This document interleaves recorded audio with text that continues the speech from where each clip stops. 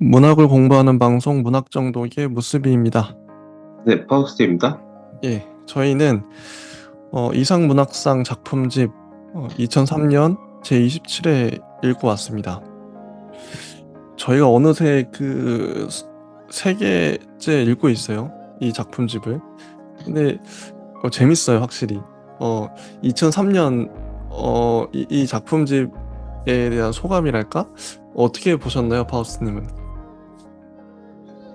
어, 생각보다 네. 뭐 약간 좀 재밌는 그런 어떤 것들이 많았고요. 아유, 그쵸. 그러니까 기본적으로 뭐 순수 문학 외에도 아, 약간 뭐 추리 탐정 같은 느낌도 있고, 네. 그리고 뭐 워낙 김현수 작가는 님은 뭐 워낙 뭐 초기 때부터 음. 그 스타일이 아, 굉장히 좀 좋은 것 같아요. 네, 맞아요, 맞아요. 진짜 눈에 띄는 작품이 되게 많았어요, 저도. 무려 이 작품집에 11개의 단편이 실려 있거든요. 정말 푸짐한 밥상, 그 다양한, 그, 다양한 요리가 다 나와 있는, 뭐 짜장면도 있고, 피자도 있고, 뭐 김치찌개도 있고, 다양한 그 메뉴가 다 올라와 있는 느낌. 바로 한번 들어가 보겠습니다. 2003년 이상문학상 대상작은 김인숙 작가님의 바다와 나비라는 작품이에요. 자, 이 작품을 먼저 간략히 소개를 드리면, 음, 자, 이 한 여성이 이제 중국으로 어 이제 딸인지 자녀와 함께 중국으로 떠나요.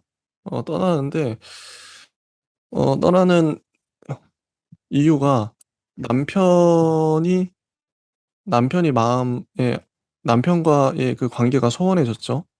뒤에 인제 그 자세한 사연이 나옵니다. 남편도 좀 안타까워요. 되게 불쌍한 분인데 하여튼 사이가 안 좋아서 어떤 도피의 목적으로 중국으로 갔어요. 라고 하는데, 근데 가면서 인제 원래 자기 어머니가 하는 식당에 조선족 아주머니의 딸이 있는데, 그 딸을 딸을 조선족 딸을 한국으로 데려오고 싶어 하죠. 근데 한 40살 정도 되는 아저씨랑 노총각이랑 결혼시켜서 한국으로 데려오고 싶어 하는 그런 딸이 있어요. 그 딸을 중국에서 만나죠. 음. 근데 딸의 아버지 얘기가 나오는데, 딸 아버지가 어렸을 때 음 '사람이 죽는 걸 봤는데 한쪽 눈이 멀어 버렸죠. 그 사형 집행당하는 걸 보고. 아무튼 그런 이제 사연이, 뭐 그런 내용들이 주가 되고, 그다음에 나비가 바다를 건너가는, 이거 인제 그 남편이 오랫동안 실업자로 있을 때 자연 다큐멘터리 프로그램을 통해서 봤던 제주 왕나비가 바다를 건너가는 건데, 요것도 어떤 상징적인 의미가 있는 것 같아요.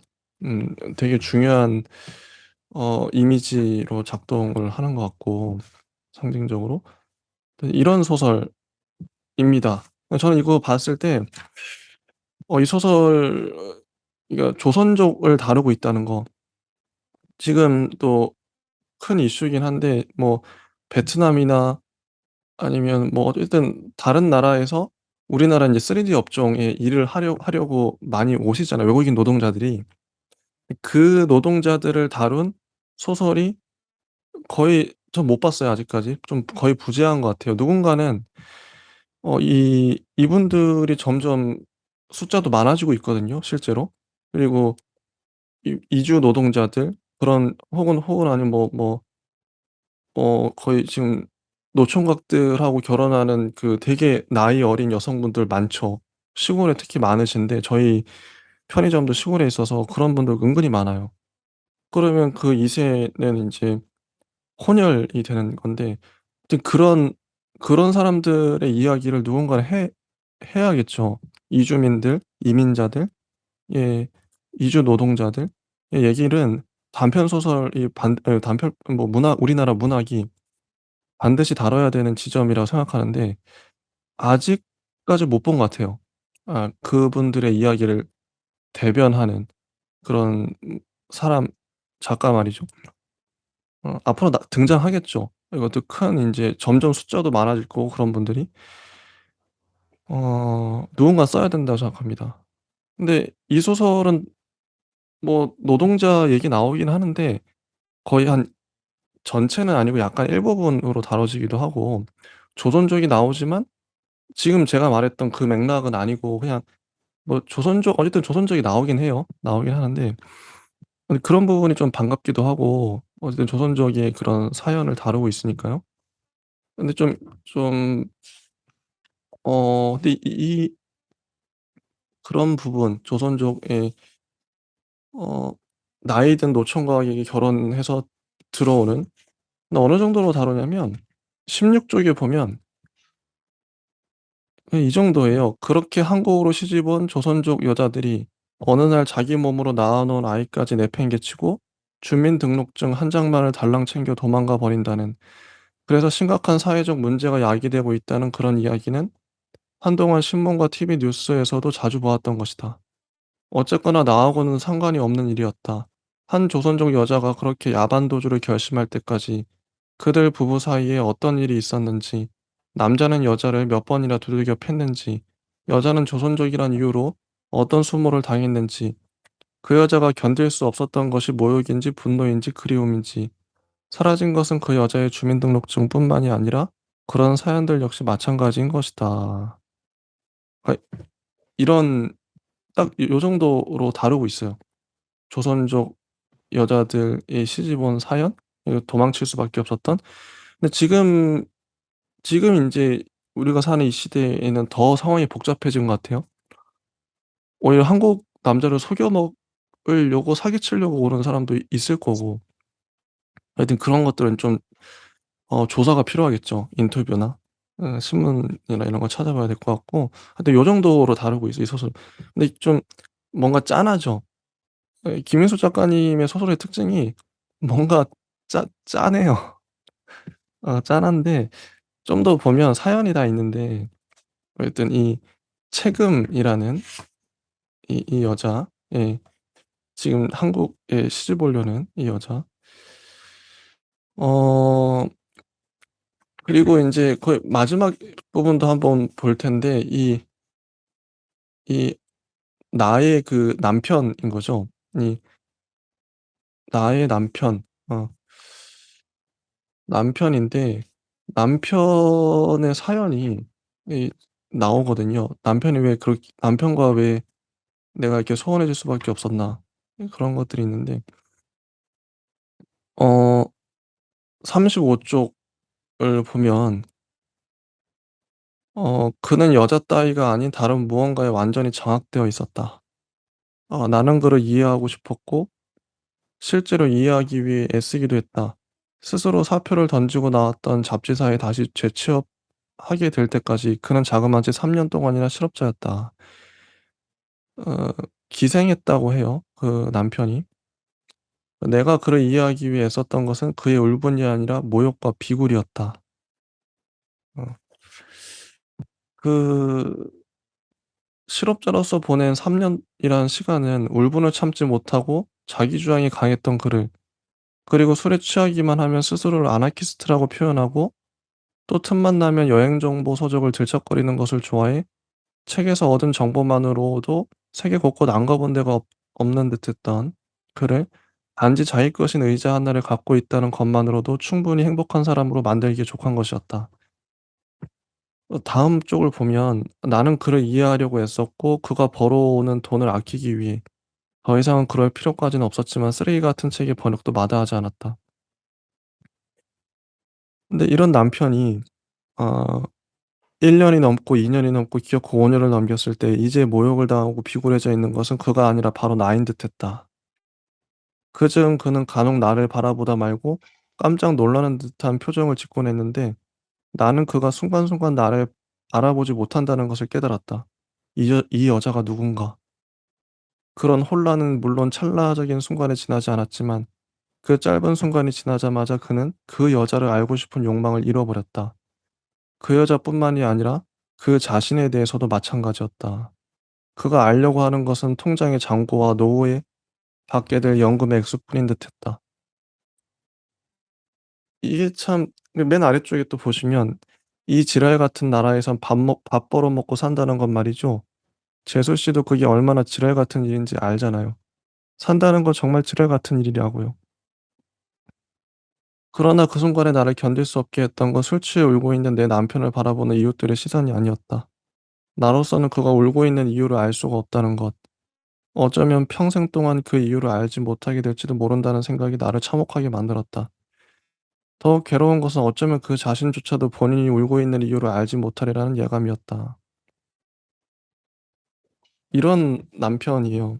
자본주의 사회에 굴복할 수밖에 없었던 어떻게 보면 모든 직장인들의 비애랄까? 울분이랄까?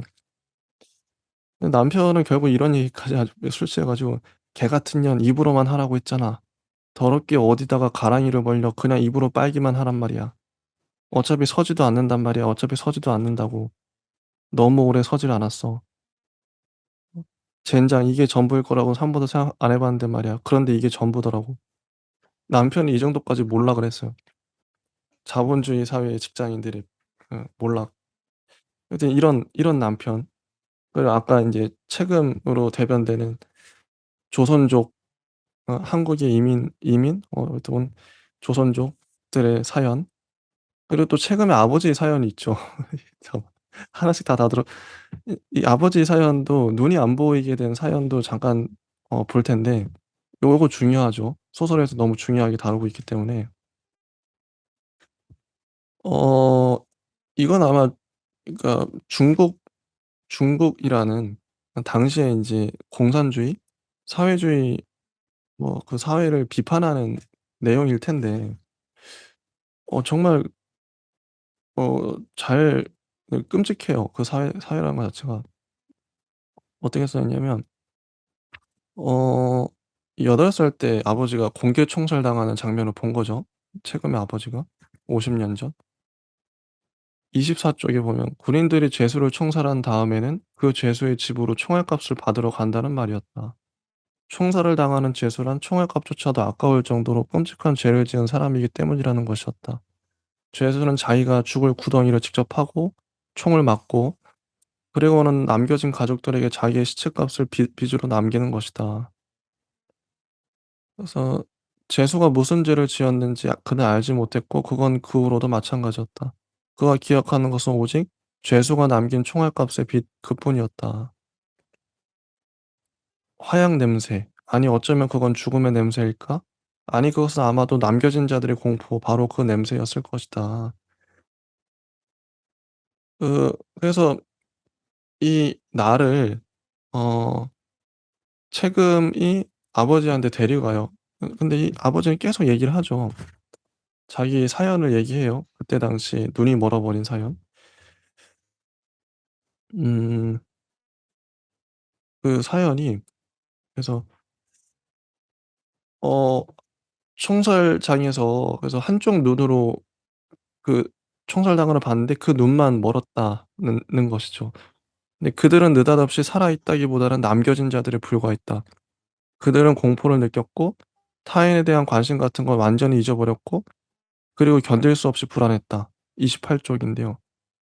눈물을 거두어 버린 한쪽 눈은 이제 한 사람의 죽음 이외에는 더 이상 아무것도 보려고 하지 않으리라는 것을 또한 기억하려고도 하지 않으리라는 것을 그러나 남아 있는 눈은 눈물을 거두어 버린 눈이 마지막으로 보았던 것보다 더 흉하고 끔찍한 것들을 평생 목격하게 되리라. 한쪽 눈의 마지막 기억을 비웃으면서 더 많은 것, 더 지독한 것들을 담아내리라. 그래서 아버지는 그는 아내에 대해서는 완전히 모르는 척 다만 자신의 기억에 대해서만 이야기할 뿐이었다. 최근에 얘기하죠, 딸이. "그만 좀 하세요. 이젠 정말 지겨워요. 난 잘 살 거예요. 난 행복하게 잘 살 거라고요." 이 잘 살 거라는 거 한국에 가서 거의 40이 넘어 버린 남자를 만나서 잘 살 거라는 얘긴데 참 착잡하죠. 음. 그래서 아버지가 이런 얘기를 해요, 딸에게. "나보다 12 살밖에 안 어린 그 사윗감이란 놈, 못 벌 걸 많이 보고 산 놈은 아닌 것 같더군. 난 알아. 못 벌 걸 많이 보고 산 인간의 얼굴이 어떤지 말이야. 그래서 난 말리지 않았어. 안 말리고 말고 그렇지만 불쌍한 것. 체금이 이엔 내 남아 있는 눈이 보고 있는 게 뭔지를 몰라. 그건 말이지 죽음보다 더한 거야. 그건 말이지 살아 있다는 거라고. 살아서 못 볼 것들을 모조리 남김없이 다 봐야 한다는 거라고. 그것도 아주 천천히 아주 오래. 가마솥 속에 개고기 뼈가 다 무르도록 아주 오래오래. 흠씬 두들겨 맞아 나달나달해진 살 속에서 진국이 국물이 다 빠져나올 때까지 천천히 아주 오래오래. 그렇게 보고 또 보고 해야 한다는 걸 말이야." 아 정말 근데 여기 뭐 총살당하는 장면을 보고 눈이 멀었는데 근데 이 정도까지 어 그 묘사를 해요. 음. 얼마나 끔찍한 일들이 있었을지는 독자는 상상을 하는 거죠. 아무튼 이런 사연 어 그러니까 이 책임과 책임의 아버지와 그리고 나의 남편의 사연이 전 너무 절절하게 다가왔던 되게 애절해요. 애절하고 애잔하고 그런 소설이 아니었나 싶고 파우스트 님은 이 소설 어떻게 보셨나요? 굉장히 뭐 일단 두 번째 보는 느낌이 아. 아주 좋았고요. 어. 기본적으로 이제 소설의 어떤 가장 중요한 테마라고 할 수 있는 게 어 하나가 이제 개인과 사회를 다루는 특히나 여기서는 뭐 나뿐만 아니라 이 책임도 그렇고 책임의 아버지도 그렇고 이 남편도 그렇고 다 나비거든요. 아 결국은 나비구나. 네, 모두가 어. 다 나비고 어. 결국에는 자신의 어떤 운명과 사회와 그리고 자신의 어떤 삶의 어떤 실패들이 계속 뭔가 연쇄적으로 부딪혀서 이제 바다에서 이제 계속 몸부림치는 그런 느낌으로 다가왔거든요. 특히나 이제 뭐 공개 처형 그런 것들도 되게 엄청난 소재이고 사실 그거는 뭐 개인이 이제 봐버린 거라서 그 기억과 아들의 어떤 교통사고와 그리고 딸은 저기 뭐 40대에 뭐 저기 뭐야 사람이랑 결혼하고 그러니까 되게 이제 불행한 어떤 사연들이 다 모여서 모두가 다 나비인 어쩔 수 없는 어 이런 느낌의 어떤 소설이라 아주 뭐 훌륭한 소설이 었던 것 같습니다. 그래서 진짜 저도 이 소설의 장점이라고 하면 그 결국에 인제 작가 김인수 작가님이 말하고 싶은 그거였던 것 같아요. 뭐 아버지 이 책임의 아버지를 통해서는 뭐 중국 사회 그러니까 어떤 뭐 통제되고 억압된 그 그 어떤 사회주의 공산주의 국가의 비참함을 드러내고 싶었겠죠. 근데 그걸 어떻게든 뭐 상징적인 사건으로 드러냈어야 될 텐데 총살당하는 공개 처형당하는 장면을 한쪽 눈으로 봤는데 한쪽 눈이 멀어 버리고 근데 멀어 버린 눈이 오히려 다행일 정도로 남은 눈은 더 비참한 것들을 평생 살면서 보게 됐다. 이 그리고 이 아들 교통사고 나서 죽은 아들에 대한 이 아버지의 이 말도 너무 안타깝고 자기 스스로가 인제 이렇게 말하는 이 증언이랄까?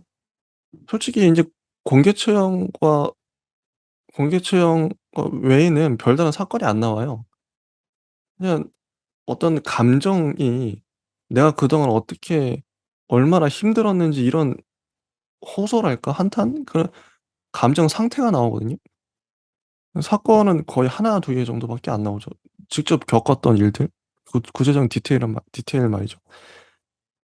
근데 그걸 딱 중심 사건을 잡아 놓고 감정을 이렇게 막 이렇게 발산하는, 이게 남편에게 도대체 무슨 일이 있었던가, 그것도 거의 그냥 큰 줄기, 거의 뭐 "실직자로 살았다."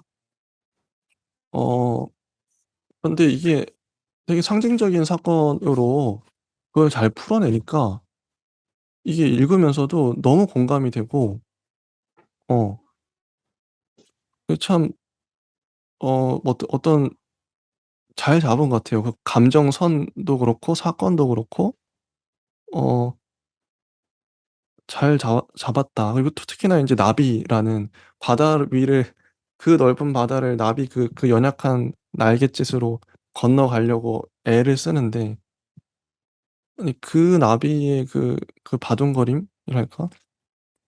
그런 상징이 너무 절묘하게 잘 이 모든 인물들에게 잘 맞아떨어졌던 소설이 아닌가. 혹시 파우스트 님은 더 이 소설 관련해서 더 하실 말씀이 있으실까요? 그래서 뭐 이제 체홉이라는 작가도 음. 이제 일부러 이제 뭐 그런 어떤 정신병동 같은 데 어. 죄수들 있는 데를 일부러 이제 인터뷰하러 가서 어. 그런 불행한 어떤 기구한 사연들을 다 어. 이제 들으면서 어. 이제 희곡이나 소설을 썼다고 들었는데요. 음. 결국에는 이 어떤 소외된, 그리고 굉장히 좀 그 안타까운 사연들이 엄청나게 많은 어떤 이런 세계에서 이것들을 하나씩 뭔가 뭐 비쳐 보인다는 거는, 이런 목소리를 들은다는 거는 어떻게 보면은 하나하나 사회의 어떤 모순이나 음. 뭐 사회의 어떤 그런 뭐 그런 것들을 다 감싸 안는, 그리고 그런 것들을 다 뭔가 자신의 안에 이제 품어서 뭐 앞으로의 어떤 삶이 이제 세계가 음. 어떤 좋은 영향이 되길 바라는 뭐 그런 뜻도 있을 것 같고, 그냥 현실 직시 같은 것도 있는 것 같아요. 네. 일단 그 김인숙 작가님의 또 다른 소설이 실려 있는데, 다음 소설 모텔 알프스라는 소설이에요.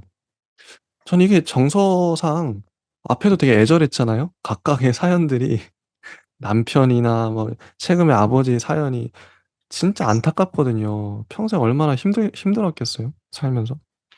근데 이 모텔 알프스의 인물들 역시 만만치 않아. 지금 나이 든 여자분, 이 중년의 이 여성분이 주인공인데, 이분은 그 모텔 알프스에서 일을 해요. 어쩔 수 없이 돈을 벌기 위해서 일을 하는데, 자기 남편이 지금 불구가 됐어요. 일을 못 해요, 사고가 나서. 몸은 살은 피둥피둥 쪄 가고 욕창도 생기고. 근데 거기서 인제 남편과 그리고 또 시어머니를 먹여 살려야 돼요, 이 여자분은. 돈 벌려고 온 거죠. 한편으로는 그 지긋지긋한 그 집을 벗어나기 위해서 온 거기도 하고, 이 모텔에 일을 하러. 근데 저는 이 모텔이란 공간 설정도 탁월했다고 생각해요. 이건 이 소설은 육체성을 얘기하거든요. 어.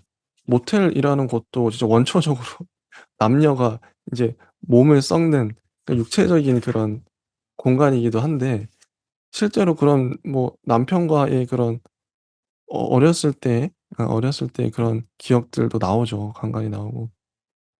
보면 49 쪽에 보면 어 이런 얘기가 나와요. 젊었을 때의 이 윤 윤의 얘기. 그러나 윤은 예전의 알프스장을 기억하고 있었다. 그때 윤은 결혼 전이었고, 남편은 무슨 수단과 방법을 쓰든지 그녀를 안는 것만이 유일한 소망인 신체 건강한 청년이었다. 남편은 언제든 어디서든 그녀를 만지고 싶어 했다. 거리를 걷고 영화를 보고 차를 마시는 동안에도 그는 온통 언제 어디서 그녀를 만질 수 있겠는지만 생각하고 있는 듯했다. 으슥한 거리, 구석진 자리, 삼류 동시 영화 상영관, 그리고 밀폐된 방이 있는 식당. 그는 그녀를 만지기 위해 걷고 차를 마시고 영화를 보았다. 그때 유는 그의 어디를 그렇게 사랑했던가? 그녀를 만지기 위해 그렇게 애를 쓰는 간절한 손길, 소망과 떨림으로 가득 찬 눈빛. 한 번만, 딱 한 번만이라고 애절하게 반복되던 애원. 그녀는 그가 자신을 얼마나 열렬하게 원하는지 알 수 있었고 그것이 바로 사랑이라고 믿었다.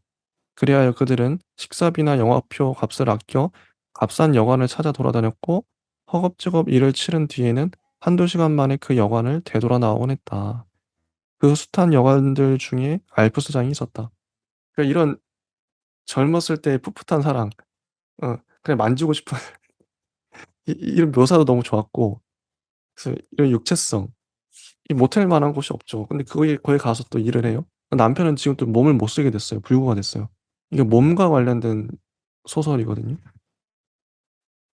너무 이 장소, 공간 뭐 탁월했고 51 쪽에 보면 "윤이 느끼는 것은 육체에 대한 환멸이었다."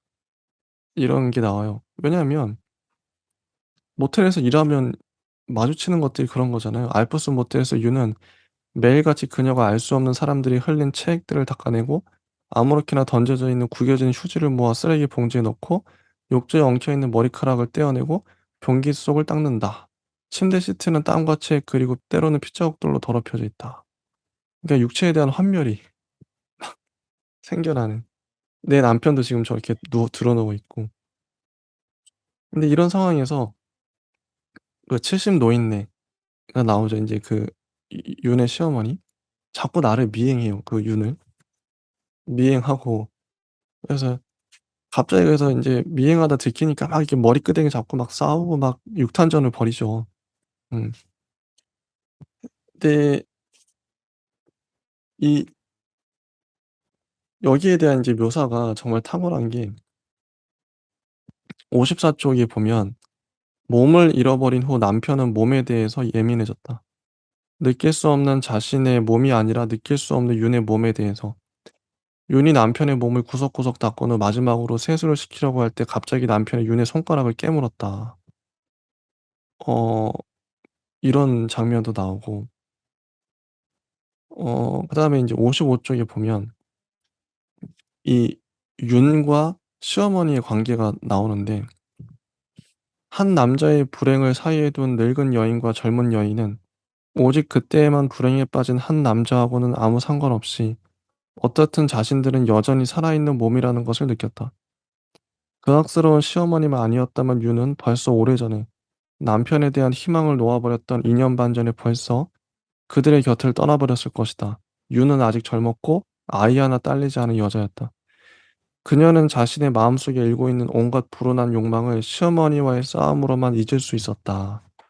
시어머니와의 관계가 참 묘해요. 시어머니 덕분에 집을 안 나갈 고 있기도 하고 그리고 또 이 윤과 남편의 관계도 참 '내가 당신을 떠나지 못하는 건 미움 때문이야. 환멸과 분노 때문이야. 나는 당신이 내게 보여준 생애의 놀라운 변화들이 무서워. 나는 내 앞에 또 어떤 함정이 도사리고 있을까 무서워. 자꾸 온 길로만 되돌아가게 돼. 그러나 왔던 길조차 절벽이네.' 김윤숙 작가님의 소설의 주인공들은 왜 이렇게 절망적인지. 너무 절망적이에요. 그냥 안타깝고 불쌍하고 막 그래요 그냥. 그냥 서로 막 죽이지 못해 살고 있고 막 62 쪽에 보면 어 "그녀에게 집은 돌아가야 할 곳이었다. 그녀가 돌아가지 않고 있는 한은 언제든지 그러나 돌아가는 순간부터 집은 떠나야 할 곳이 되었다." 이 윤이 처음에 시집 왔을 때도 정말 최악이었거든요. "여보 그날이 생각나네." 이 과거에서 나오는데 계속 왔다 갔다 해요. 지금 현재의 모텔에서 인제 사장과 또 모텔 사장과의 관계가 여기 좀 나오는데 사장이 어떤 말을 하니까 계속 윤이 웃죠.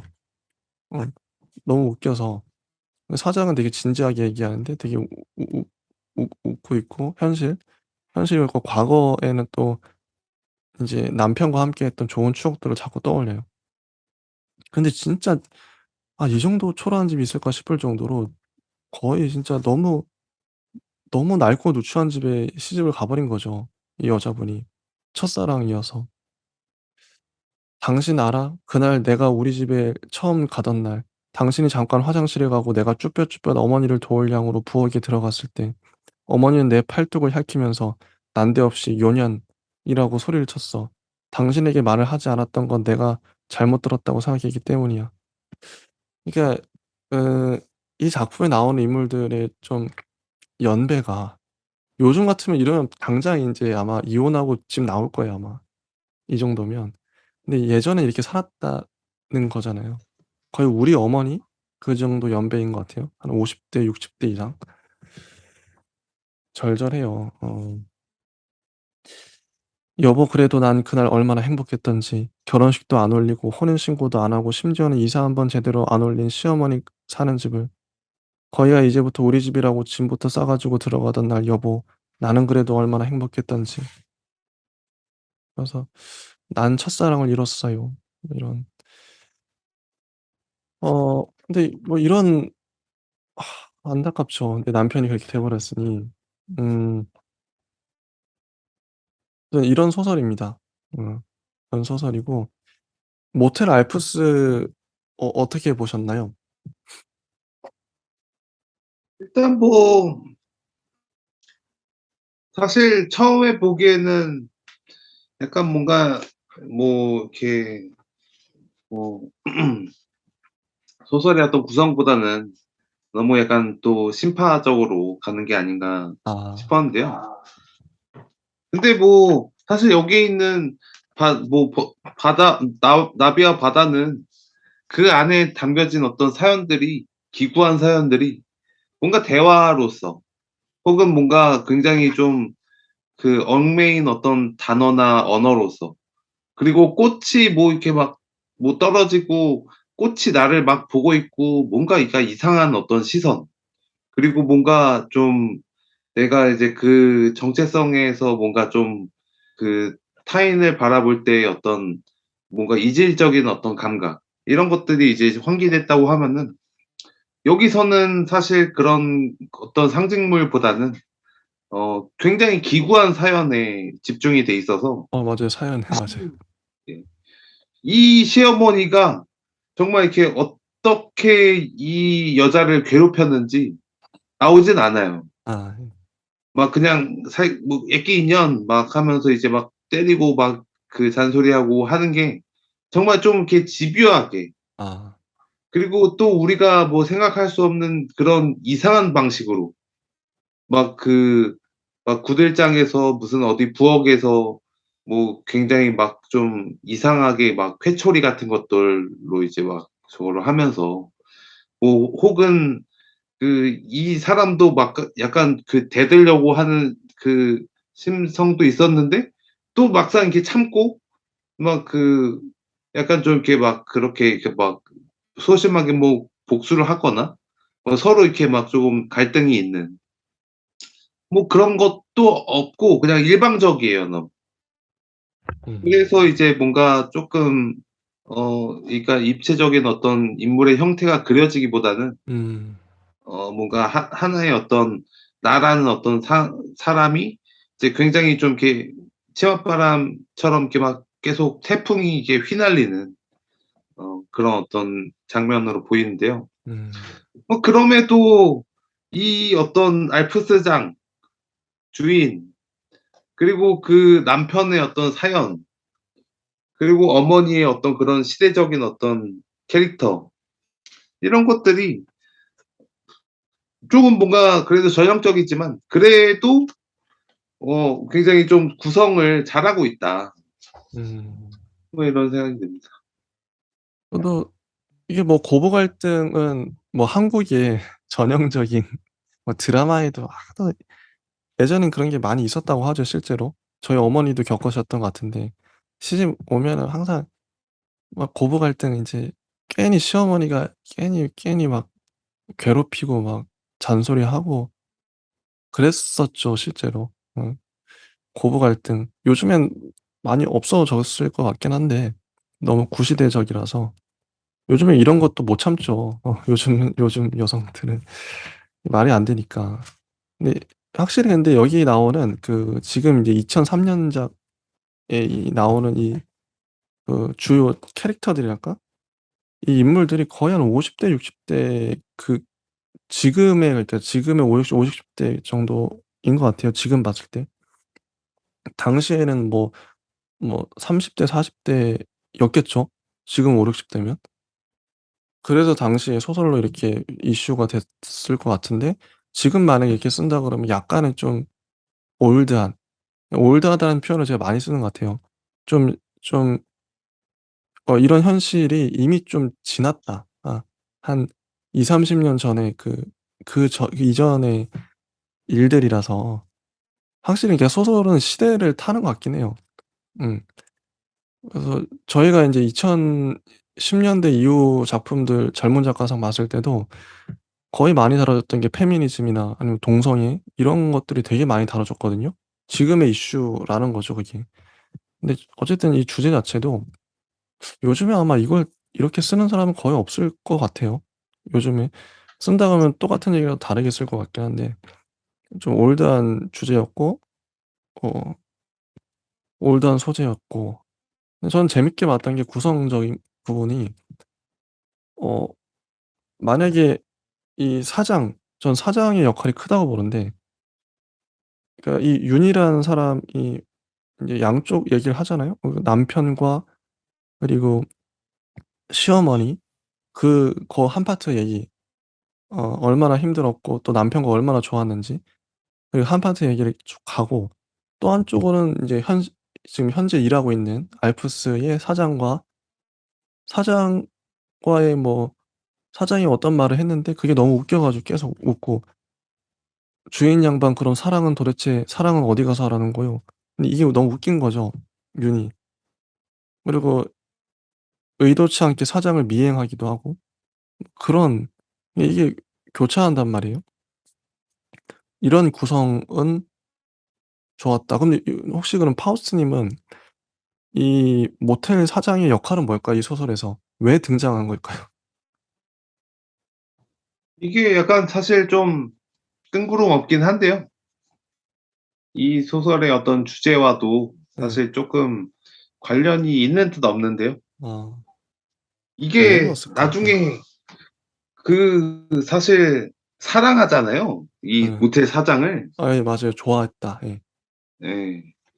그러면서 이제 약간 막 그 우는 듯하면서 웃는 장면에서 이제 쫓겨나가서 이제 다시 그 사람의 뒤를 미행하면서 이제 그를 사랑하게 됐다는 고백을 하는데, 이게 참 이렇게 좀 뭔가 뭐 전 남편이랑 겹쳐지는 것도 아니고, 그게 심지어 약간 쪼끔 뭔가 어떤 이 사내라는 어떤 인간의 어떤 그런 뭔가 이제 시간이 지나면 굉장히 좀 뭔가 이렇게 불행해지거나 혹은 뭐 술 먹고 그냥 젊은 시절을 이렇게 막 회상하면서 그렇게 지내는 사람도 있는 반면에, 이제 좀 그런 어떤 그 뭔가 이렇게 동정심? 여자의 특유의 동정심? 사장이 동정심을 자아내는. 그것이 아니면은 연민이나 동정심이 아니면 그 남자의 어떤 매력이나 혹은 어떤 그 남자의 어떤 연인이 될 수 있을 만한 어떤 연결고리가 있어야 되는 것 같긴 한데, 사실 여기서는 뭐 약간 좀 이렇게 대비가 딱 이루어지진 않아서 이게 좀 이렇게 너무 이렇게 엉뚱하긴 해요, 사실 좀. 음. 네. 이 모태 사장은 도대체 왜 나와, 왜 어쨌든 중요한 인물이잖아요. 계속 주목이 되고, 그러니까 윤이라는 사람을 자꾸 웃기게 하는, 어떻게 보면 남편이 첫사랑이다고 여기 나오는데, 그래서 결혼하게 되고 지금 남편이 계속 몸져 누워 있으니까 당연히 다른 남자가 눈에 들어올 수도 있죠. 뭐 그런 그런 역할인가. 아무튼 그런 것 같습니다. 일단 요 정도 하고요. 이 소설은 요 정도 하고, 다음 작품 전상국 작가님의 플라나리아예요. 플라나리아. 플라나리아라는 독특한 생명체가 있죠. 반으로 자르면 그게 또 살아나서 움직이는, 예전에 과학 시간 때 잠깐 봤던 것 같은데, 이 작품 독특해요. 정말 독특해요. 이것도 인제 투 트랙으로 가는데, 과학실에서 아이들과 플라나리아 이거 실험하는 거, 그래서 과학적인 얘기가 플라나리아 관련해서 뭐 무성 생식을 한다든지 뭐 과학적인 얘기가 계속 나와요. 그 한 줄기 쭉 가고, 또 하나는 인제 이 나의 나의 이 아내라고 하긴 그렇고 동거녀, 동거녀인데, 그 동거녀가 갑자기 사라져요. 사라지죠. 도대체 얘는 이 그네, 예 그네라고 부르는 이 사람은 어디 갔는가? 근데 그걸 자꾸 추리해 가요. '얘 어디 갔지? 어디 갔지?' 근데 여기 보면 인제 나무꾼 동화, 전래동화 얘기도 나오면서 그거랑 인제 인제 그런 식으로 상징이 되고, 또 플라나리아도 초반에 증발 사건이 일어나요. 잠깐 인제 놔두고 민방위 훈련 때문에 갔다 오니까 플라나리아가 사라졌더라. 재밌죠. 이게 나의 동거녀도 사라지고 플라나리아도 사라져요. 뭐 이렇게 플라나리아랑 그녀랑 거의 동급인 것 같아요, 상징적으로. 계속 그런 얘기입니다.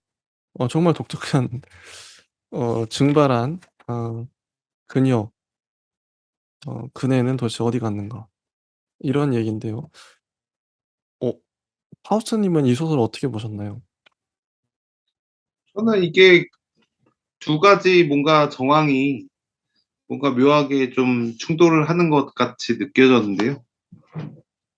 굉장히 좀 그런 어떤 욕망, 어떤 그네에 대한 어떤 뭐 무슨 생식, 뭐 수정 생식 이런 거에 대한 욕망, 이런 것들이 이제 굉장히 많이 여기 소설에서 보이는데, 그것들이 이제 좀 뭐 증발을 한다거나 아니면은 뭐 그런 어떤 뭐 나중에 이제 뭐 플라나리아라는 어떤 그런 소재로 이제 계속 이끌어가는 어떤 그런 주제들이 쪼끔 뭔가 좀 이렇게 서로 이렇게 충돌이 된다는 느낌이 쪼끔 있었어요. 그리고 사실은 그네라는 어떤 사람과 플라나리아라는 게 이제 좀 접합이 되어 가는 음. 어떤 그런 게 있어야 좋을 것 같긴 한데, 음. 이게 또 뭔가 이게 플라나리아에 대해서 어떤 과학적인 어떤 공상적인, 그리고 뭔가 상식 이상의 어떤 하느님의 뭐 창조 원리나 뭐 여러 가지 이제 과학적인 어떤 생각들, 이 두 파트가 이제 쭉 이렇게 같이 이제 평행선으로 달리다 보니까 이게 어떤 이야기, 두 가지 이야기를 같이 하는 건가 살짝 헷갈렸는데, 음. 뭐 둘 다 뭐 흥미로운 얘기긴 해요. 음. 뭐 생명은 어디서 탄생했는가? 음.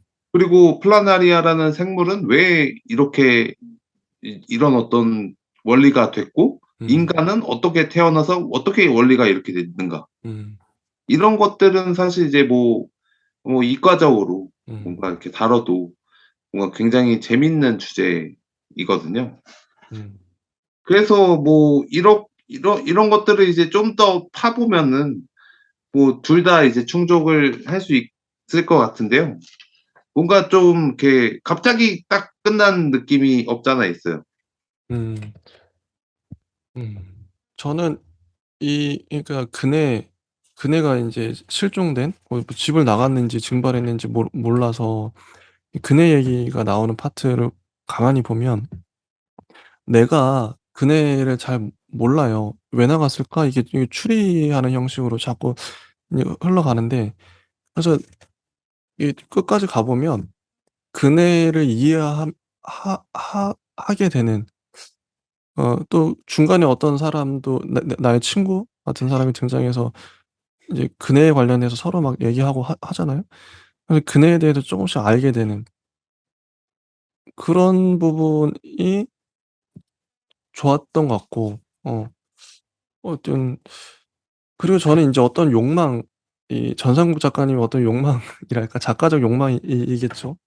느낄 수 있는 게 소설가들이 소설을 쓰는 이유가 여러 가지 있겠지만 자기가 어떤 품었던 질문이나 어떤 생각들을 그게 뭐 주장일 수도 있는데 이 소설에 다 때려 박은 느낌인데 평상시 예 난 이런 생각을 한다. 예를 들면 한번 읽어 드릴게요. 음.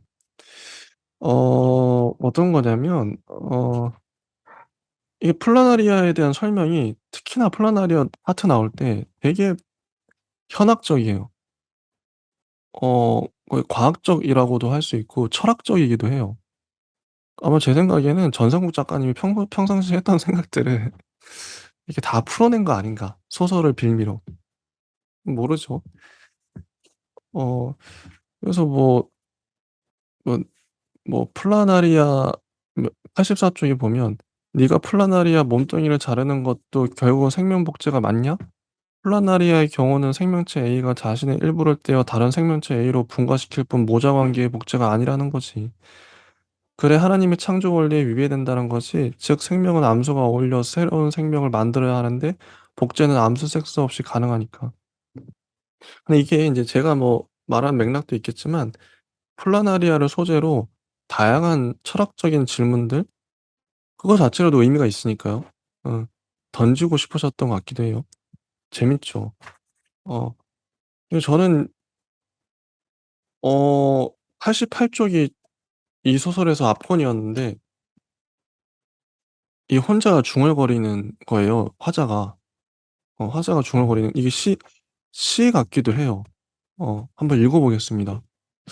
예 저는 이거 처음 읽을 때 되게 당혹스러웠거든요. '아니 이렇게 쓰다니.'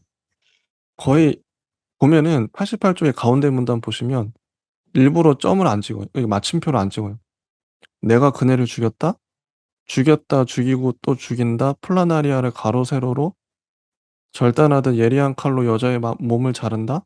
두부와 채광과 사지를 절도 있게 가른다. 시째 시집이 내 몸속의 더러운 피 다 빼줘. 맑고 깨끗한 피로 다시 채워줘. 내 내수 속에 유전인자 음흉하게 짝없는 묵기를 빼줘. 작둔날 위해서 춤추는 내 애미 저 신기를 죽여줘. 눈을 감아도 보이고 떠도 보이는 목 매달아 죽은 저 원은 죽여줘. 시체 시집이 물에 빠져 죽은 귀신, 똥통에 빠져 죽은 애귀신, 폐병으로 죽은 애비 귀신, 미국 놈한테 몸 주고 칼 문 애미 귀신, 강간으로 벤 애 떼내다 죽은 처녀 귀신, 개거품 물고 죽은 간질 귀신 죽이고 죽여 풍덩 우물에 넣어줘. 태버린데도 몰라. 풍덩 애비도 몰라. 풍덩 애미도 몰라. 풍덩 내가 너를 먹는다. 플라나리아가 나를 먹는다. 플라나리아 잘린 도막들이 살아난다. 플라나리아가 떼지어 수조를 기어 나온다.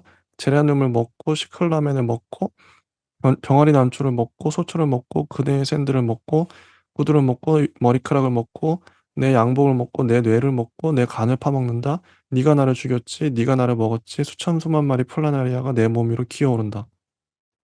이게 이 긴 문단이 맞춤표가 마지막에만 찍혀요. 혹시 하우스 님은 이거 어떻게 보셨나요? 거의 시 같은데.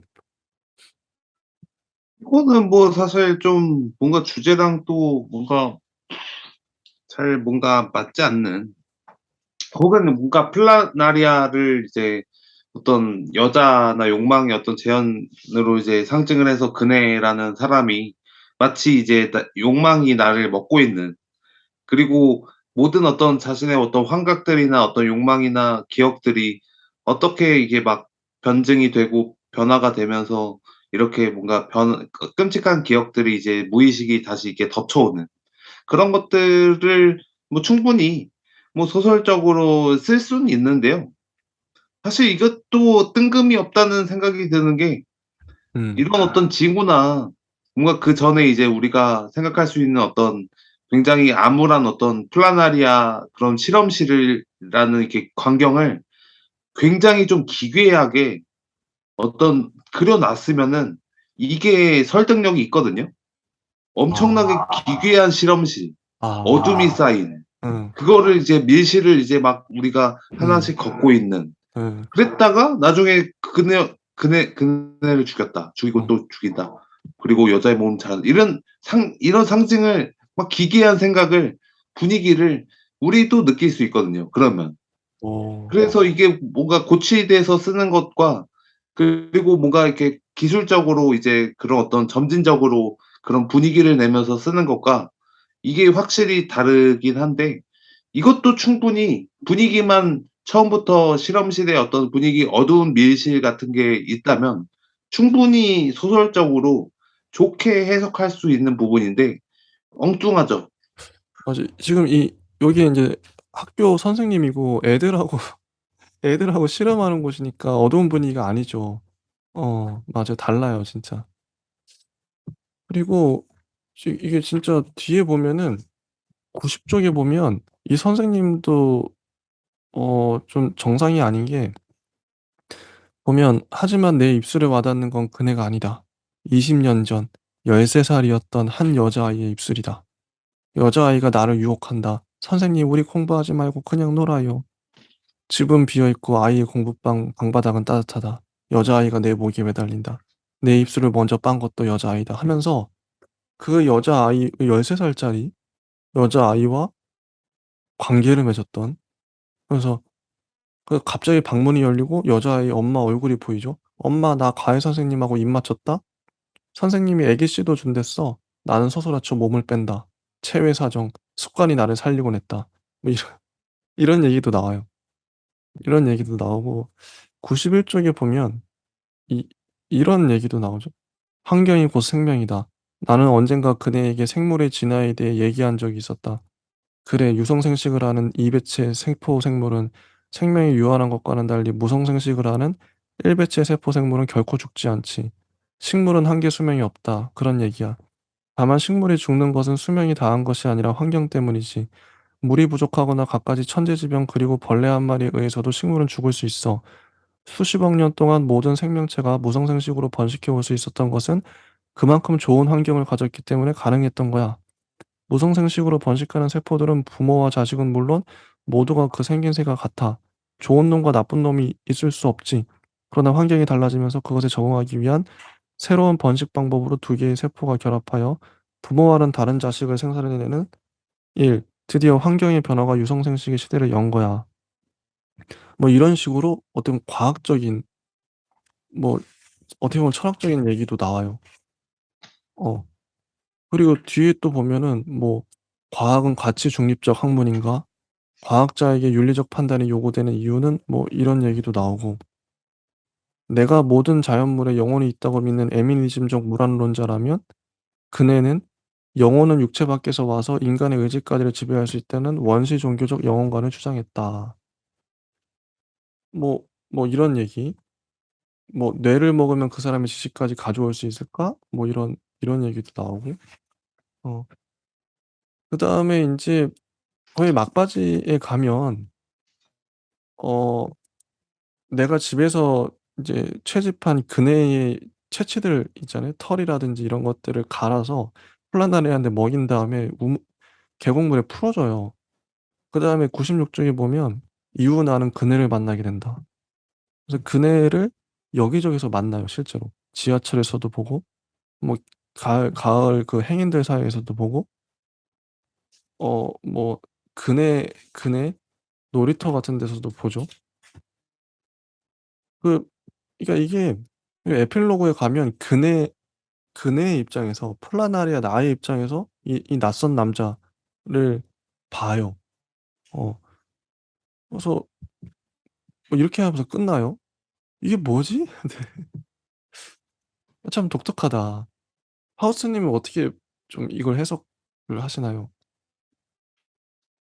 뭐 저도 뭐 예전에 어떤 소설 중에 어떤 욕망이 어떤 증발되는 그리고 심지어 그 욕망이 자신을 배반하고 그 욕망이 이제 계속 이제 뭔가 고도를 기다리면서 뭔가 이제 계속 그 유보되는 어떤 뭔가 그런 상황을 이제 좀 인간의 어떤 기본적인 어떤 그런 어떤 좀 이질감이라고 표현해야 되나? 뭐 그런 게 있는 것 같은데요. 뭐 그냥 간단하게 뭔가 이렇게 뭉뚱그려 보면은 뭔가 이렇게 인간이 이제 희망을 갖는 이유가 뭔가 이렇게 꿈꾸는 이유가 그런 어떤 욕망을 이렇게 그 미래에 어떤 이렇게 딱 던져 놓을 수가 있는 거잖아요. 미래에 어떤 '나는 어떻게 살겠다.' 음. 그리고 또 하나의 인간의 어떤 정신 작용 중에 가장 좀 이렇게 뭔가 좀 큰 어떤 느낌이 그러니까 금기 같은 거거든요. 아. 그래서 뭐 어. 이제 뭔가 이렇게 성적이거나 혹은 어. 어떤 이제 좀 뭐 다른 어떤 이제 뭐 생물적인 어떤 그런 어떤 물음들이거나 음. 그러니까 뭐 알 수가 없으니까 뭐. 그리고 뭐 신이라거나 뭐 아니면은 뭐 그런 어떤 과학적인 어떤 물음이라거나 사실 그것들은 이미 뭐 답이 없거나 혹은 그것들에 어떤 생각 뭐 철학자들이 뭐 한두 마디 이제 뭐 그런 것들을 다 이제 얘기를 해 봤지만 그거는 이제 생각하기 나름이기 때문에 그리고 그 금기들을 깨는 순간 또 안 되는 어떤 것들이 엄청 많이 이제 있기 때문에 인간이 이제 허용이 가능한 게 너무 많이 생겨 버리기 때문에 뭔가 좀 그런 어떤 금기가 이제 뭐 있다고 생각이 들거든요. 근데 이제 뭐 음. 이 어떤 금기와 어떤 신성시되는 어떤 느낌과 이런 게 굉장히 혼재되어서 쓰여지고 있는데 이게 뭔가 이게 플라나리아로 잘 이제 구현이 되는 것보다는 이게 굉장히 그 좀 난데없이 이렇게 툭툭 뭐가 무의식처럼 튀어나와서 이게 아예 그러면은 좀 어 그런 어떤 그 논리나 이제 그런 것들로 잡을 수 없는 어떤 다른 어떤 국면을 그려야 되나? 아니면은 이 세계의 어떤 플라나리아라는 세계를 우리의 인간의 어떤 세계로 이제 이렇게 점입하면서 이제 점점 이제 플라나리아라는 어떤 세계랑 우리 인간의 어떤 세계랑 이제 마치 이제 이렇게 딱 데칼코마니처럼 이렇게 딱 접합이 되면서 마치 우리가 살고 있는 게 플라나리아랑 다르지 않다. 거의 그냥 생식, 무성생식, 그리고 끝. 뭐 이렇게 만약에 보여진다면 또 그 세계의 국면을 또 새롭게 그릴 수 있다는 어떤 느낌이 들기도 하거든요. 근데 이제 너무 많이 뭔가 쓰고 싶었다. 음. 네. 하고 싶은 음. 말이 너무 많아졌다. 네, 그죠. 이런 생각입니다. 현학적인 느낌도 들고 좀 어렵다는 생각도 들고 읽다 보면 좀 거부감이 느껴질 수도 있고 사람에 따라서 독특하긴 하죠. 플라나리아라는 걸 가져와서 또 그네와 이렇게 같이 병치시켜서 가져가는 거 재밌긴 했었어요. 재밌는데 어렵다. 난해하다. 일단 여기까지 하고요. 항상 저는 근데 뭐 지난 작품 2002년작도 그렇지만 오히려 대상작이 저는 그렇게 마음이 간다기보다는 그 우수상 탄 작품들이 대상보다 더 빛나 보이는 것 같아요. 저한테는 더 흥미로운 작품들이 있고 아마 시대가 달라서 그런 것 같아요. 20년 전에는 어, 어, 대상을 받았던 작품이 빛나 보였겠지만 당대의 평론가들이나 근데 지금 20년이 흘러고 나서 보니까 오히려 대상작보다 다른 작품들이 더 흥미롭네? 이렇게 보이거든요, 저는. 어, 재밌죠. 일단 한번 여기까지 보고요. 음, 다음 시간에 나머지 작품들 한번 이어서 해보도록 하겠습니다. 예, 감사합니다. 네, 감사합니다.